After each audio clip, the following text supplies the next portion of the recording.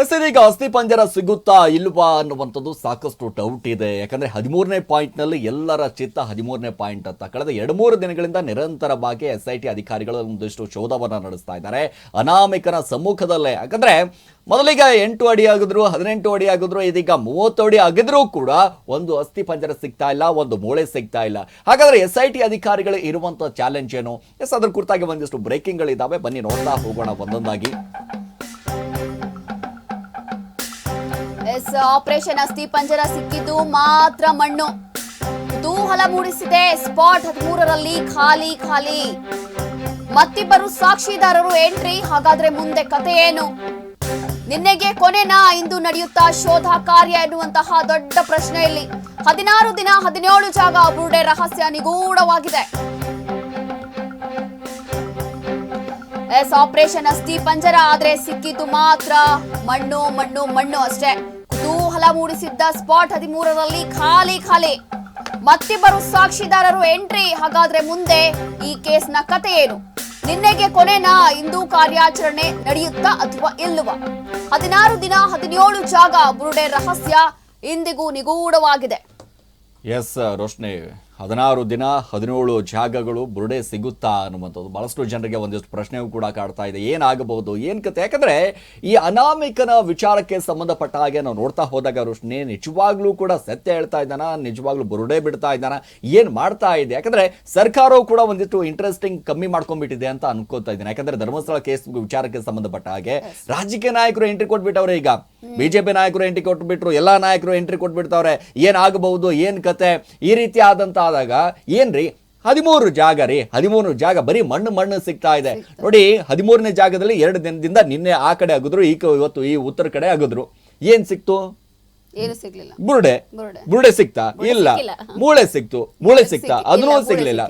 ಏನು ಕೂಡ ಸಿಗ್ಲಿಲ್ಲ. 18 ಅಲ್ಲ, 28 ಅಲ್ಲ, 30 ಅಡಿ ಆಗಿದ್ರು ಕೂಡ ಬರೀ ಮಣ್ಣು ಮಣ್ಣು ಮಣ್ಣು. ಇದು ಮಣ್ಣಿಗಾಗಿ ಅಗಿಯುವಂತ ಕೆಲಸನ ಇದು? ಬರೀ ಅಗಿತಾ ಇರಿ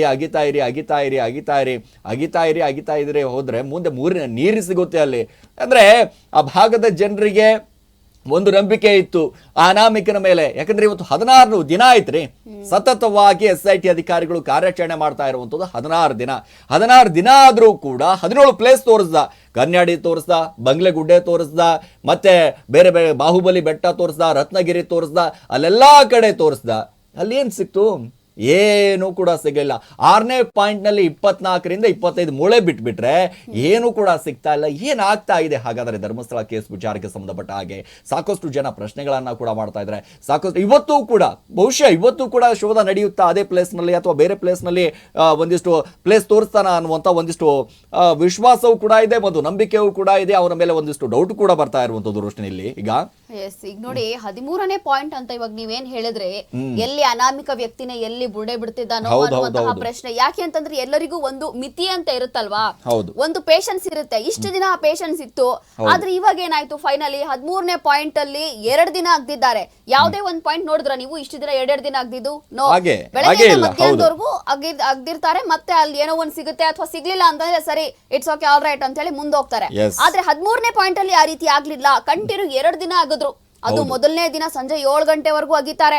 ಲೈಟಿಂಗ್ ವ್ಯವಸ್ಥೆ ಮಾಡ್ಕೋತಾರೆ. ಕಾಡಿನಲ್ಲಿ ಏನೋ ಸಿಗಬಹುದು, ಇಡೀ ರಾತ್ರಿ ಬಹುಶಃ ಶೋಧ ಕಾರ್ಯ ನಡೆಯುತ್ತೆ ಅನ್ನುವಂತಹ ಒಂದು ಸುದ್ದಿನೂ ಇತ್ತು. ಆದ್ರೆ ಅಲ್ಲಿಗೆ 7 ಗಂಟೆ ಅಷ್ಟರಲ್ಲಿ ಚಾಪ್ಟರ್ ಕ್ಲೋಸ್ ಆಗುತ್ತೆ. ಮತ್ತೆ ನಿನ್ನೆ ಶೋಧ ಕಾರ್ಯ ಆರಂಭ ಆಗುತ್ತೆ. ನಿನ್ನೆ ಬೆಳಗ್ಗೆಯಿಂದ ಸಂಜೆವರೆಗೂ ಆಗಿದ್ರು ಕೂಡ ಏನು ಯೂಸ್ ಇಲ್ಲ. ಎಲ್ಲ ಖಾಲಿ ಹೊಡ್ಕೊಂಡು ವಾಪಸ್ ಖಾಲಿ ಕೈ ಹೋಗ್ತಾರೆ ಎಲ್ಲರೂ.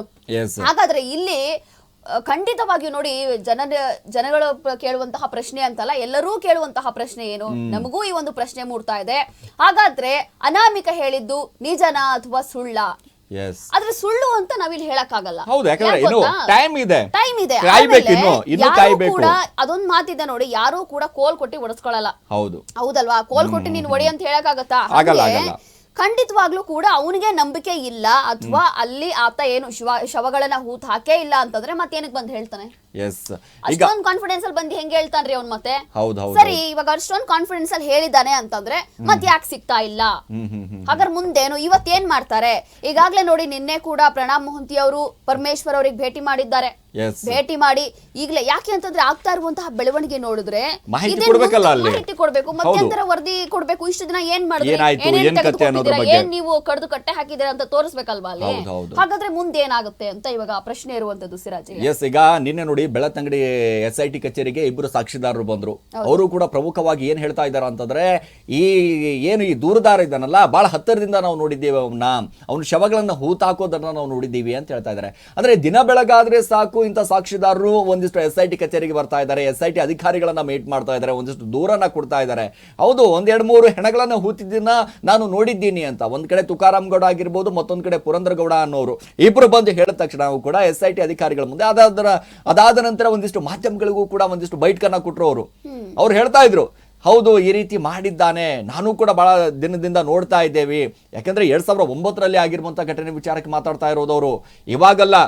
ಇವನು ಅನಾಮಿಕನ ವಿಚಾರ ಹೋದಾಗ ನಾವು 1995ರಿಂದ 2014ರವರೆಗೆ ನಾವು ವಿಚಾರಣೆ ಮಾಡ್ತಾ ಇದ್ದೀವಿ.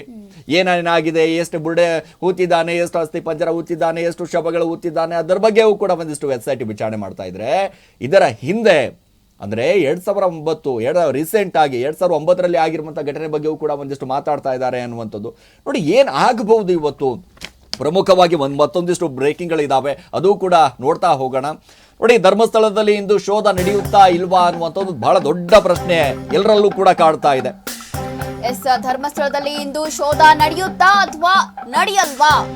17 ಸ್ಪಾಟ್ ಪೈಕಿ ಅಸ್ಥಿ ಸಿಕ್ಕಿರೋದು 6ನೇ ಜಾಗದಲ್ಲಿ ಮಾತ್ರ. ಅನಾಮಿಕ ಹೇಳಿದ ಕಡೆಗಳಲ್ಲಿ ಅಗೆದ್ರು ಏನೂ ಸಿಗ್ಲಿಲ್ಲ. ಇನ್ನಷ್ಟು ಜಾಗ ತೋರಿಸಿದ್ರೆ SIT ಅಗಿಯುತ್ತಾ ಇಲ್ವಾ ಎನ್ನುವಂತಹ ಪ್ರಶ್ನೆ ಇವತ್ತಿದೆ.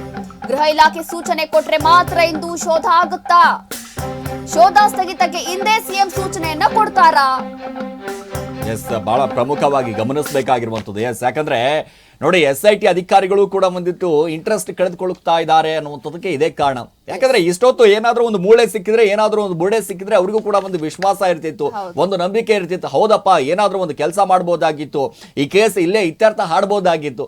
ಆದ್ರೆ ಒಂದು 15ರಿಂದ 16 ದಿನ ಆಯಿತು SIT ಅಧಿಕಾರಿಗಳು ಟೊಂಕ ಕಟ್ಕೊಂಡು ಕೆಲಸ ಮಾಡ್ತಾ ಇದ್ದಾರೆ, ಬಹಳ ನಿಷ್ಪಕ್ಷಪಾತಂತ ತನಿಖೆಯನ್ನ ಮಾಡ್ತಾ ಇದ್ದಾರೆ. ಇಂಥ ಮಾಡುವಂತ ಸಂದರ್ಭದಲ್ಲೇ ಏನೂ ಸಿಗಲಿಲ್ಲ ಅಂತಂದ್ರೆ ಅವರಿಗೂ ಕೂಡ ಬೇಜಾರಾಗ್ಬಿಡುತ್ತೆ. ಏನಪ್ಪ ನಾವು SIT ಒಂದು ಭರವಸೆ ಮೇಲೆ ನಮಗೆ ಸರ್ಕಾರ ಒಂದು ಕೆಲಸ ಕೊಟ್ಟಿದೆ, ಆ ಕೆಲಸವೂ ಕೂಡ ಸರಿಯಾಗಿ ಆಗ್ತಾ ಇಲ್ಲಲ್ಲ. ಬಟ್ ಇಲ್ಲಿ ಮಂಪರ್ ಪರೀಕ್ಷೆ ಮಾಡಬೇಕು ಅನ್ನುವಂಥದ್ದು ಒಂದಿಷ್ಟು ವಿಚಾರಗಳ ಬಗ್ಗೆಯೂ ಕೂಡ ಓಡಾಡ್ತಾ ಇದೆ, ಅದು ಮುಂದೆ ನೋಡ್ತಾ ಹೋಗೋಣ. ಆದ್ರೆ ಈಗ SITಗೆ ಒಂದಿಷ್ಟು ಇವತ್ತು ಶೋಧ ಆಗುತ್ತೋ ಇಲ್ವಾ ಆಗಲ್ವಾ, ಯಾಕಂದ್ರೆ 13ನೇ ಸ್ಪಾಟ್ ಬಿಟ್ಟು ಮತ್ತೆ ಬೇರೆ ಕಡೆ ಸ್ಪಾಟ್ ತೋರಿಸ್ತಾನೋ ಅನ್ನುವಂಥ ಒಂದು ನಂಬಿಕೆಯೂ ಇದೆ. ಅಥವಾ 10 ಗಂಟೆಗೆ ಒಂದಿಷ್ಟು ಬಂದ್ಬಿಟ್ಟ ಅಂತಂದ್ರೆ ಅನಾಮಿಕ, SIT ಅಧಿಕಾರಿಗಳು ಒಂದಿಷ್ಟು ವಿಚಾರಣೆ ಕೂಡ ಮಾಡ್ತಾರೆ. ನೋಡಪ್ಪ ನಿನ್ನೆ ನೀ ತೋರಿಸಿದಂಥ ಸ್ಥಳದಲ್ಲಿ ಎಲ್ಲವೂ ಕೂಡ ಆಗಿದ್ವಿ, 10 ಅಡಿ ಆಗಿದ್ವಿ, 20 ಅಡಿ ಆಗಿದ್ವಿ, ನೀ ಎಲ್ಲೆಲ್ಲಿ ಮಾರ್ಕ್ ಮಾಡಿ ಕೊಟ್ಟಿದ್ದಲ್ಲ, ಯಾಕಂದ್ರೆ ನಿನ್ನೆ L ಶೇಪ್ನಲ್ಲಿ ಮಾಡಿಕೊಟ್ಟಿದ್ದಂತೆ, ಸೊ ಅದು ಕೂಡ ಅಲ್ಲಿ ಆಗಿದ್ವಿ, ಒಂದೂ ಕೂಡ ಸಿಗ್ಲಿಲ್ಲಲ್ಲ. ಏನ್ ಮಾಡೋದು ಈಗ, ಏನ್ ಕತೆ? ಯಾಕಂದ್ರೆ ಒಂದಲ್ಲ 2 ಇಟಾಚಿ ಕೂಡ ಕೆಲಸ ಮಾಡ್ತಾ ಇದೆ ಅಲ್ಲಿ ರೋಶ್ನಿ, ನೋಡ್ಬೇಕು, ಗಮನಿಸ್ಬೇಕು ನಾವು. ಯಾಕಂದ್ರೆ ಸಣ್ಣ ಇಟಾಚಿ ಮೊದಲಿಗೆ ಸಣ್ಣ ಇಟಾಚಿ ಹಚ್ಚಿದ್ರು, ಅದಾದ್ಮೇಲೆ ದೊಡ್ಡ ಇಟಾಚಿ ಹಚ್ಚಿದ್ರು. ಹಾಗಾಗಿ ಒಂದು ನಂಬಿಕೆ ಇತ್ತು ಇವತ್ತಾದ್ರೂ ಸಿಗುತ್ತೆ L ಶೇಪ್ ನಲ್ಲಿ. ಏನು L